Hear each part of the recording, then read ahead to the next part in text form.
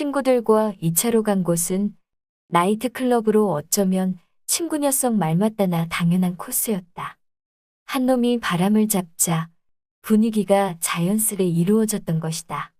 경쾌한 음악에 맞춰 몸을 흔들고 양주며 맥주가 몇 순배 돌 무렵에는 술 기운도 조금씩 올라오고 있었다. 모처럼 대학 시절로 되돌아간 듯한 들뜬 기분과 오랜만에 만난 친구가 권하는 잔을 마냥 피할 수만은 없어. 한 잔 두 잔 마시기 시작한 게 벌써 보통 때의 주량을 초과하고 있었던 것이다. 나는 담배 한 대 태운다며 화장실을 다녀오다. 눈에 익은 듯한 여자 하나가 눈에 들어온다. 형수다. 분명 형수였다.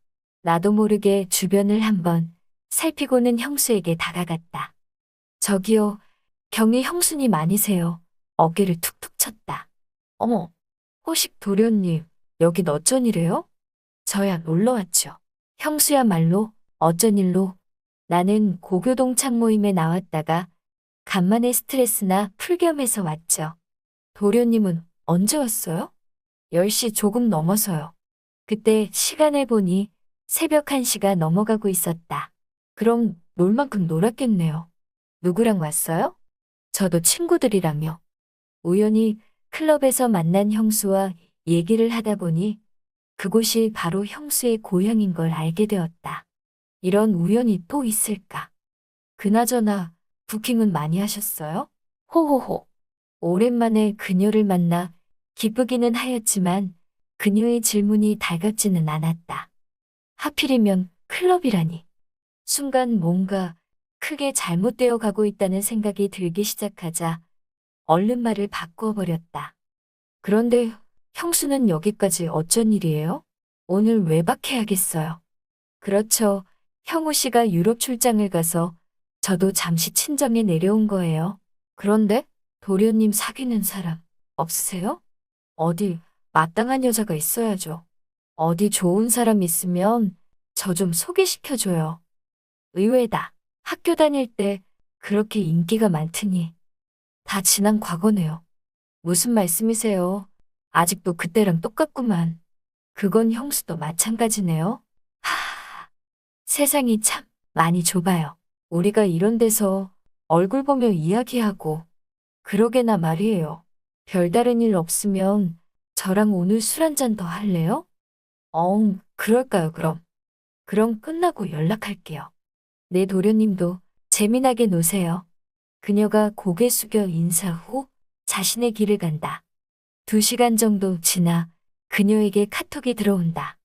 도련님, 지금 전화 안 받네. 형수 미안. 주변이 너무 시끄러워서 전화 온 줄 몰랐어요. 아까 전에 나랑 술 한잔 하자고 그랬잖아. 그래서 연락한 건데. 나 지금 클럽 뒤편에 있는 산호징어집 앞에 혼자 있어. 도련님이 지금 여기로 와주면 안 돼. 형수의 카톡을 받자마자 설레는 마음을 감추지 못한 채 그녀를 만나러 갔다. 안녕하세요. 지방대이긴 하지만 4년간의 대학 생활을 무난히 졸업, 그리고 2년여간의 군 생활까지 무사히 마치고 지방 한 도시의 중소기업에서 3년 차로 일하고 있는 29살 미혼입니다. 본가와 회사 거리는 차로 약 1시간 30분 정도 거리였지만 지방도시이다 보니 대중교통도 불편하고 당시 자차가 없던 저로서는 회사 근처에 원룸을 얻어 지낼 수밖에 없었죠. 그렇게 시작된 타지에서의 자취 생활은 늘 외롭기만 했습니다.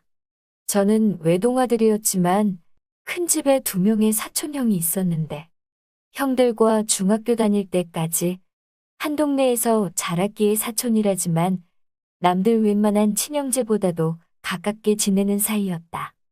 나이 들고 각자 떨어져 지내면서 결혼도 하고 바쁘게 살다 보니 예전만큼의 잦은 왕래는 없었지만 그래도 우리 사이에는 서로를 위하는 끈끈한 형제 같은 게 남아 있었다.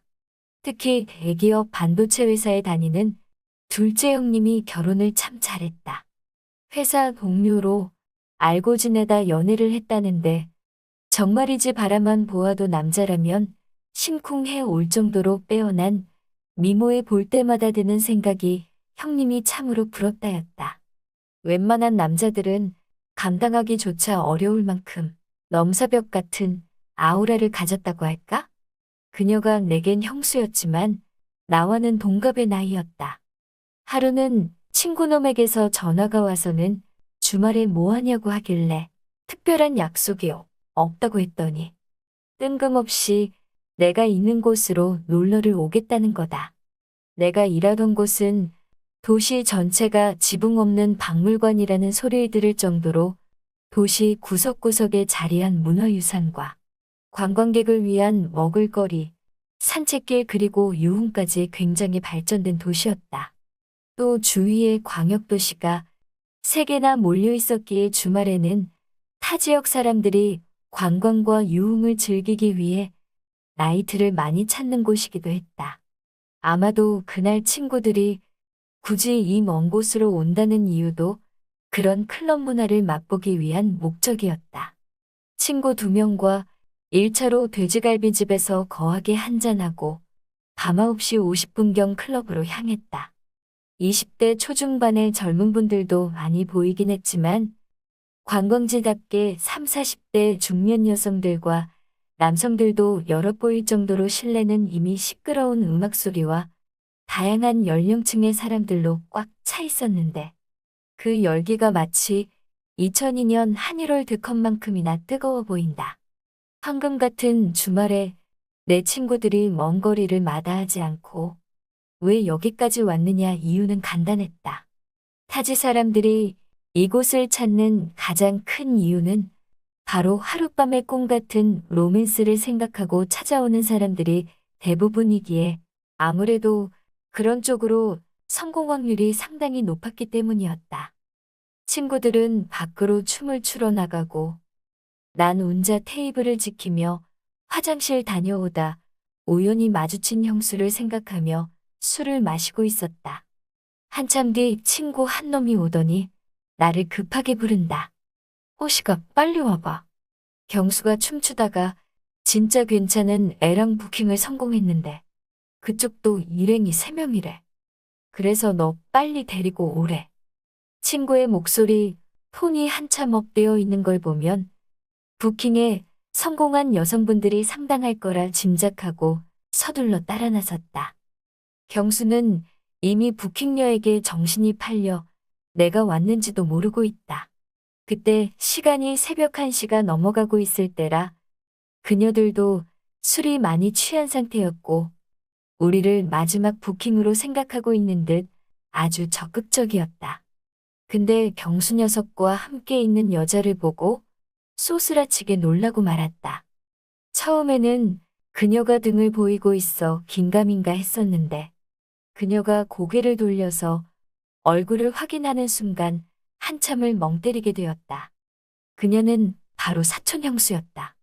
순간 형수 여기서 뭐해요? 라고 아는 척하기도 뭐하고 좀 전 밖에서 반갑게 인사할 때와는 다르게 둘 다 참 난감한 상황이었다. 그래서 내가 화장실 간다고 하고 나왔더니 그녀도 따라 나온다. 도련님, 나랑 이야기 좀 해. 무슨 이야기요? 좀 전에 본 거 비밀이에요. 알았죠? 뭐요? 시동생 친구랑 클럽에서 만나 신나게 놀았다는 거요. 허허, 입이 왜 자꾸 간질간질할까 모르겠네. 친구들과 오랜만에 만나 순수하게 춤만 추러 왔다는 형수의 말은 다 거짓이고 몰랐던 형수의 더러운 민낯을 내 눈으로 직접 목격하고 만 거다. 그녀 역시 심각한 상황을 인지하고 얼굴이 사색이 되어 안절부절하는 모습이다. 최근 형님이 해외 출장이 잦아 혼자 집에 있는 경우가 많아 힘들었다니. 부부 사이가 예전만 못해서 속상하다니. 급기야 너무 외로웠다며 울기 시작한다. 그러면서 미혼인 친구들과 어울려 놀다 보니 분위기에 휩쓸려 그만 추태를 보인 거라고 계속해서 변명을 늘어놓는다. 형수, 오늘 일 비밀로 할 테니 아무런 걱정 말아요. 정말이죠? 우리 둘만의 비밀이에요. 잠시나마 형수와 진지한 이야기를 할 수 있는 기회가 되었는데 형님과의 결혼 생활에 문제가 있다는 게 핑계는 아닌 듯 했다. 도련님, 다음 주 주말에 경주로 갈까 하는데 내려가면 연락해도 되나요? 우리 그날 좋았잖아요. 갑자기요? 동창 모임이 한 달에 한 번씩 있거든요. 또 친정엄마가 아프다고 해서 겸사겸사 해서요. 저야 형수가 경주 오신다면 언제든지 환영이죠. 그날 이후부터 한 달에 서너 번씩 경주에 오는 형수를 만나기 시작했다. 그로부터 정확히 1년이 지났다. 그런데 최근에 형수를 만날 때마다 형님이랑 결혼 생활이 힘들다며 저에게 고민을 털어놓았는데 그때마다 적당히 관심 끊고 살아라. 남편한테 너무 애착을 가지니 상처를 받는 거다. 어쩌겠어요? 적당히 참고 살아야죠. 라고 말해주었는데. 근데 알고 보니 작은 형수랑 나름대로 저랑 친하다고 이런저런 이야기 많이 한 줄 알았는데 속으로 삭히고 털어놓지 않은 정말 심각한 이야기들이 많았더라고요. 아무한테도 하지 못했던 말들을 얼마 전 술자리에서 얘기를 꺼내 놓는데 듣고 나서 많이 놀란 것도 사실입니다. 형님이 남들 앞에서 난 그러는데 유독 형수랑 둘만 있을 때는 다혈질로 변해서 벌컥벌컥 화를 잘 내는 데다 부부 사이에 불화가 깊어지면서 평일날 평균 귀가 시간은 밤 10시, 술 많이 마시는 날은 새벽 3에서 4시가 돼야 귀가를 한답니다. 그래서 형수의 결론은 형님과 그만 살고 싶다는 겁니다. 시동생 입장에서 어떻게 조언을 해줘야 할지 난감합니다.